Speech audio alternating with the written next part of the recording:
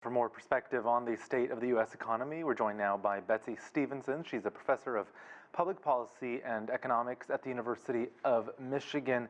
Betsy, thanks so much for joining us. Some heartbreaking anecdotes there from the restaurant industry, hospitality. Still, new data suggests that American jobs, the market is improving. Is that your read too? Well, I guess it depends on whether you want to take a glass half full or glass half empty approach. I mean, what we're still seeing is large numbers of people filing every single week for unemployment insurance, numbers that rival some of the worst days of the 2008 recession. So I wouldn't call that a great economy or a great labor market, but there is signs that it's getting better. As you know, we're seeing these numbers coming down a little bit. You know, at its worst, we saw over 30 million people receiving some form of unemployment insurance, and that number is now down to, you know, only around 21, 22 million people. That's still a lot of people, though, that are needing help. We've seen recently more sweeping layoffs. What happens to those workers now, and can we expect that congressional lawmakers will help? Well, I think that the challenge we have is people who've been out of work since the beginning of the pandemic.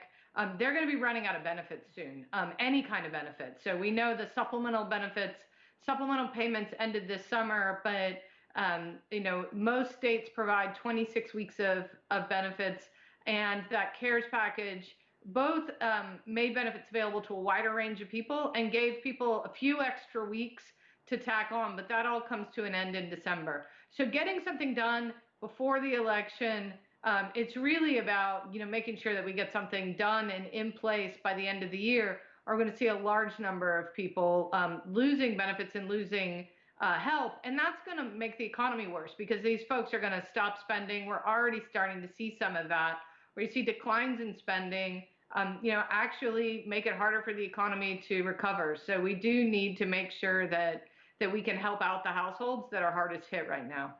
We saw on Wednesday former President Barack Obama out campaigning for Joe Biden, his then vice president. And Obama said Trump created in his first 3 years in office, so pre-pandemic, significantly less jobs than the Obama presidency did. Is that so? Well, I think if what you look at the numbers, what you saw was a straight line increase in jobs where there was just no change in the trajectory from Obama to President Trump. So, I mean, if you're going to use a different set of time periods, yeah, I guess that's true. You know, over the course of job growth under President Obama, there were more years of job growth and more jobs added. But, you know, if you really look at the last 3 years of, you know, of Obama's term, the first 3 years of President Trump's, it's really just a tale of no change. So it's hard for President Trump really to take credit for that. It's hard to criticize him in the sense that, you know, we didn't see things get worse in those first 3 years. But I think the real focus right now is on the pandemic and how was it handled, and could it have been handled in a way that left more people attached to their jobs?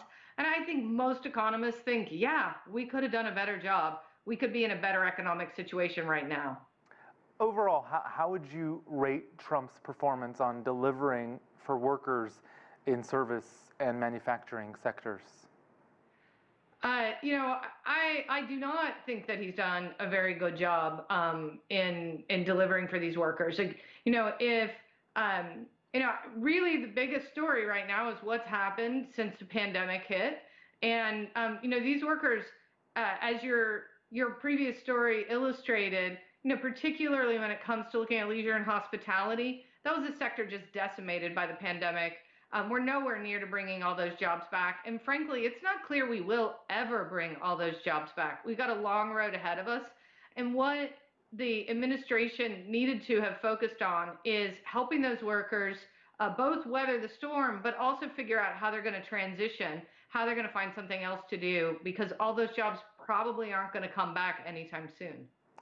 And very briefly, Biden's been pushing for green jobs. Do you think that's where the future is?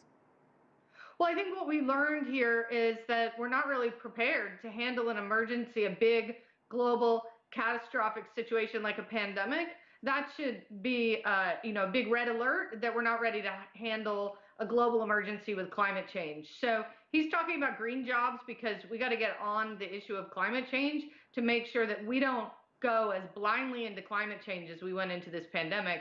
And a good place to start is creating jobs that people need right now, in a sector and in a way that's going to help us start to address the climate crisis.